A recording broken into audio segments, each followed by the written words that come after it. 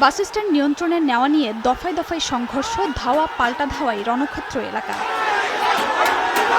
ফরিদপুরের ভাঙ্গাই পুকুরিয়া বাসস্ট্যান্ডের নিয়ন্ত্রণ নেয়াকে কেন্দ্র করে মানিকদাহ ইউনিয়নের সুলতান মাতুব্বরের লোকজন এবং হামিরদি ইউনিয়নের শিরুমুল্লার সমর্থকদের মধ্যে বিরোধ চলছিল। এর জেরে রোববার সকালে ঢাল, ছুরকিসহ দেশীয় অস্ত্র নিয়ে বাসস্ট্যান্ড এলাকায় জড়ো হয় দুপক্ষ। পরে একে একে ১৬ গ্রামের মানুষ সংঘর্ষে জড়িয়ে পড়ে। এ সময় পুলিশ, সাংবাদিক সহ স্থানীয় অর্ধশতাধিক মানুষ আহত হন। তাদের উদ্ধার করে হাসপাতালে ভর্তি করা হয়। পুকুরিয়া বাসস্ট্যান্ড আধিপত্য বিস্তার নিয়ে উভয় পক্ষে সংঘর্ষ বাধে।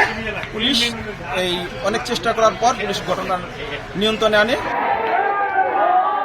সংঘর্ষের কারণে ঢাকা-বরিশাল মহাসড়কের ফরিদপুর ভাঙ্গা অংশে যান চলাচল বন্ধ হয়ে যায়। ঘটনাস্থলে পৌঁছে টিয়ারশেল নিক্ষেপ করে পরিস্থিতি নিয়ন্ত্রণে আনে পুলিশ। ৪ ঘণ্টা পর স্বাভাবিক হয় যান চলাচল। আপাতত পরিস্থিতি শান্ত আছে। গাড়িগুলো আমাদের একটা মহাসড়ক, আপনারা সকলেই জানেন, অলরেডি গাড়িগুলো চলাচল স্বাভাবিক আছে। পরিস্থিতি আপাতত কোনো ঝামেলা হওয়ার কোনো সুযোগ নাই। অপ্রীতিকর পরিস্থিতি এড়াতে ওই এলাকায় অতিরিক্ত পুলিশ মোতায়েন করা হয়েছে।